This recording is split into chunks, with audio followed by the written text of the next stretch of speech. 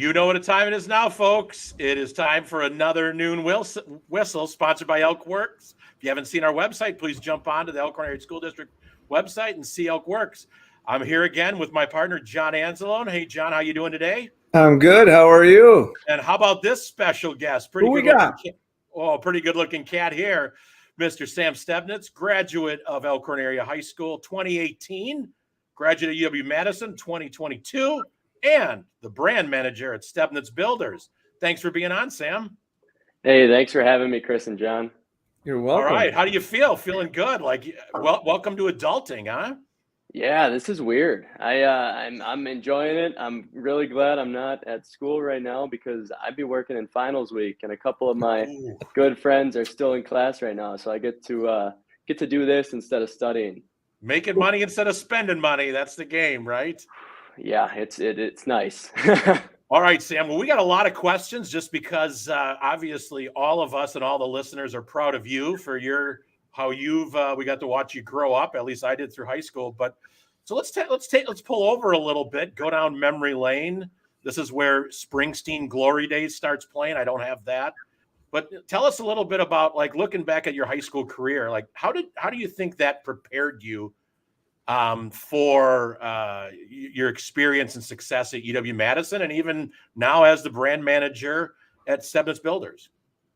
Yeah, absolutely. I mean, I had a great experience at UW-Madison, and I was very lucky to go there and have a great time there. But to be honest, I wasn't ready to go to school there my junior year when I applied. I applied to 4 different schools: Whitewater, La Crosse, both good schools, and also Minnesota, Twin Cities. And when I applied, I was like, there's no way I'm going to Madison. It's too big. I wouldn't fit in there, all this stuff. Well, I got given an opportunity my senior year, and it put me kind of in an uncomfortable situation where I wasn't, ready. I didn't think I was ready for it, but the head basketball coach, Josh Scatrude, he put me in a situation where I could actually be the assistant freshman basketball coach.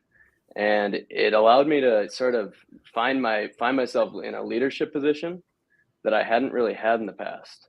And at the end of that season, I felt a lot more confident in leading in social situations, getting respect from my peers. That was a big thing for me. And by the end of my senior year, I'd really grown as a person. And, Elkhorn really allowed me to do that. So I'm very thankful for that. So I think that's a great story because I remember that being an option, and Coach Scatrude saying to me as principal at the time, I'm like, oh, I think I was pretty excited to see your success. And I think all of us, especially the viewership, always have stories and, experiences like that from people who believed in us.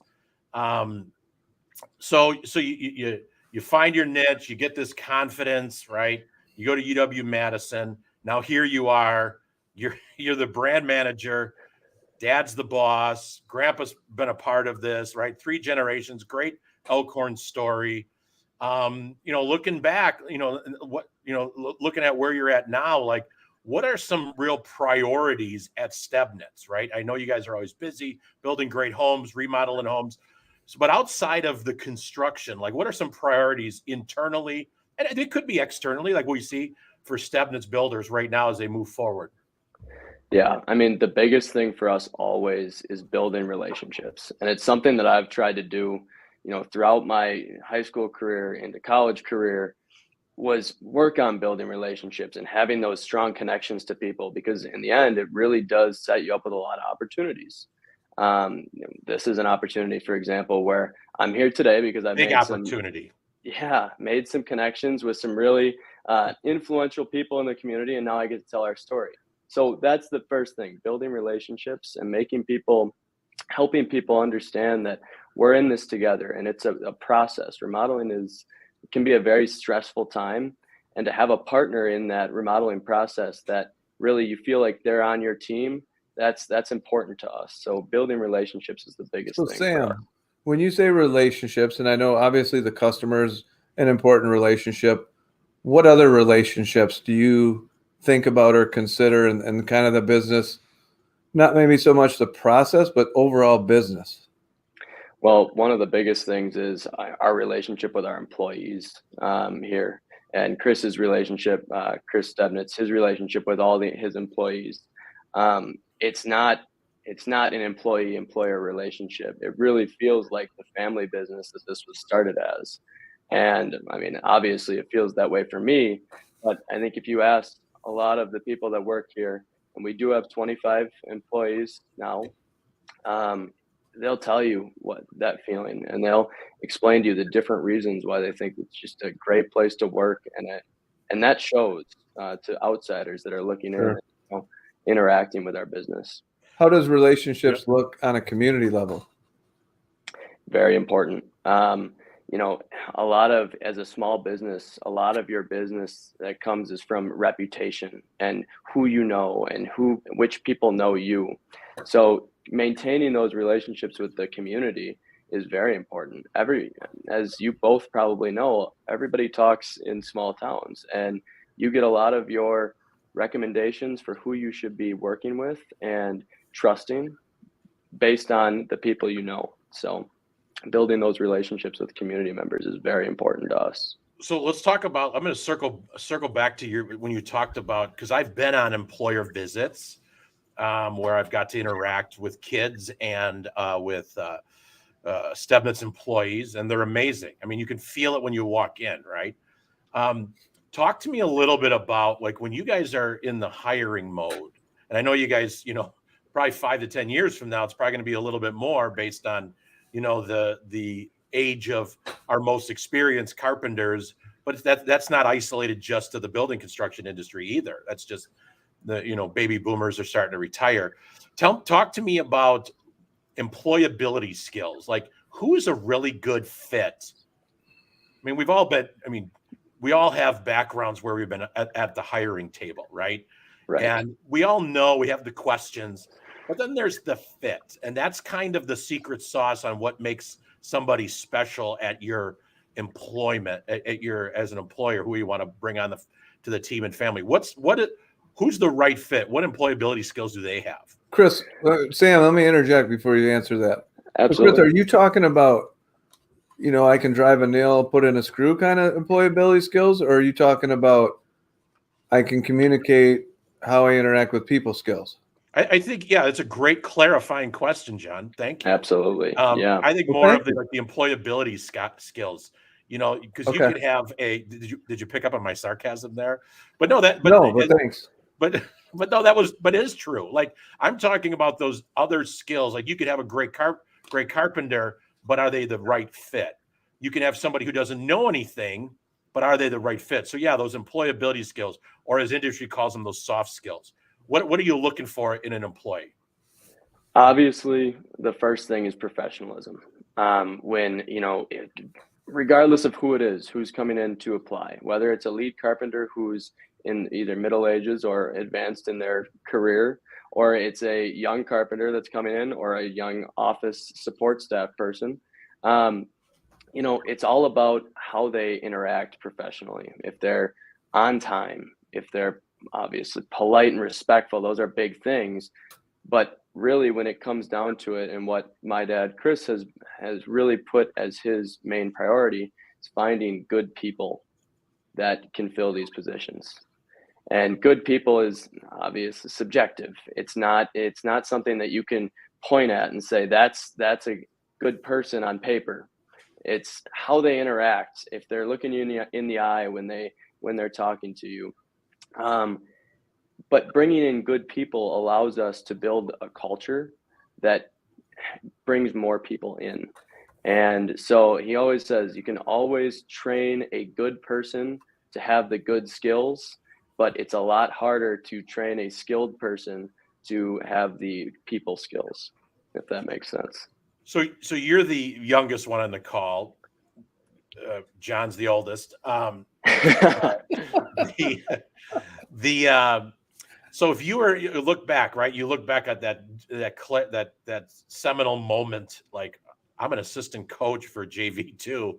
Like, whoa, my brother's in the program and I'm coaching, right? Yeah. And I'm sure you made Mason call you Coach Stebnitz all the time. All the time, for sure. Yes, exactly. Let's have some, respect for the Show some respect. Absolutely. If you had to give like the young Sam Stebnitz or students now, like, make sure you do this, like, what are 3 recommendations you would have for our youth, our juniors and seniors right now that you would say, hey, these are priorities, it could be a skill to learn, it could be an experience. What do you think? What would be your 3 recommendations to any current high school student as they embark on the world of adulting like you are? The first thing I always say is treat people well. It's super important. And if you go back to the team setting that we were in, it's important to have the skills, right, to be part of the team. Why was I coaching? Well, I didn't have the skills. I didn't grow before college. So I was coaching. But I treated people well. And so I was looked at and given this opportunity to, grow in a different way. So that's the first thing. Always treat people well, no matter, even if you don't really like them. That's not important. Just treat people the same way with a lot of respect. The second thing is ask a lot of questions, because you don't know everything. I, at one point, thought I knew a lot, and I really didn't. So asking questions to people that you look up to, that's super important, and really just, you learn a lot that way. And the third thing is, it goes back to that you don't know everything phase.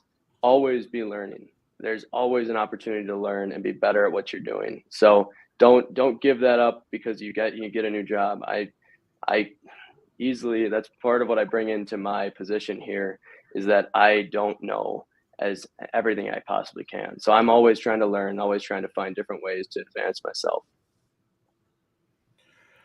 Yeah, really thank you.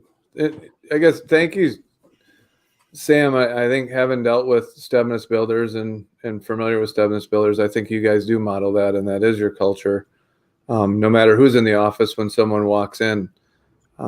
Yeah, and we're absolutely thankful for your partnership with the schools and your dad's partnership that, he started years ago with making education important and making connections with our school important. So thank you. Yeah, absolutely. Yeah, and in that same, I'm aware of, I get the ability, and I'm sure John, you do too. Like, if you get to be walk in an employer, and you see the employees are kids you either coached or they were graduates, right? And I enjoy, that's why I like going to Stebnitz and some of our other partners. Talk about how Stebnitz is identifying, you want to feed that pipeline, right?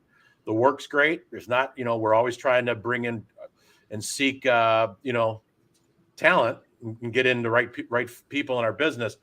Talk about how you use, Youth Apprenticeships, which is a Department of Workforce Development sponsored program, and how that fits into, the vision of Stebnitz. I mean, and just kind of, I boil it more down in how you're reaching out to schools and identifying students for future employment. All in about 30 seconds. How's that? I can nail it right here. So I think, what's important is reaching out to the people that know these students best, right? They're teachers and they're, the administrators of the school that see them every day. We don't have that ability, and we can't see that in just an interview. So we always go out to, we try and make it to all the schools in the area to present to their students, to show them our opportunities and what the, trades careers have opportunities for them outside of high school. So that's super important to us, and really does give us great quality candidates from all the schools in the area, where they're really telling us, hey, this is a student that can make an impact on your team. And we are able to tell them sort of the things that we're looking for when we are searching for candidates. And you guys, I know of 3 besides yourself, right? I know 3 current employees that's through Elkhorn area high school and the district you've used that were YAs. 2 were Youth Apprentices. 1 were not, but you hired them. You kept reaching out and having that connection. And I think that's a good message to all employers who are trying to feed that pipeline and looking for ways to partner. Minimally, just reach out. And we try to create this platform, Sam, not just for an opportunity for people to tell their story, but also as an opportunity to partner. So we appreciate it. All right, we're going to close. Yeah, I just want to add real quick before you blow that whistle that, Sam, I have been and am a customer of Stebnitz and have had work done by you guys. And you don't just say it, you do it. Like when you guys do work, it's excellent. Your people are great. They're friendly. They communicate with you and they do great work. I appreciate it, John. Thank you. So Sam, that would be a moment where you don't have to really say anything more because that was the mic drop on behalf of Stebnitz. But John, you got any thanks real quick, or Sam, anybody you want to thank for anybody right now you want to give a shout out to? Yeah, definitely. I'd like to shout out Joanne Pella, Miss Pella at Elkhorn area high school in the school district. She's been great at helping us answer any questions we might have about youth apprenticeships and bringing us obviously those qualified candidates. And I'd also like to shout out and thank John Handel. He's been a big supporter of me throughout my educational career and obviously into my professional career. Sounds great. John, anybody want to thank real quick before we I'm going to leave it with what Sam said. I think those were good ones. That was good. I'm going to leave it at that. All right. Thanks, Sam. Appreciate it. John, have a good week. And everybody, make sure you follow us and make sure you subscribe to the ElkWorks YouTube channel. We'll see you next week. Take care. Bye-bye.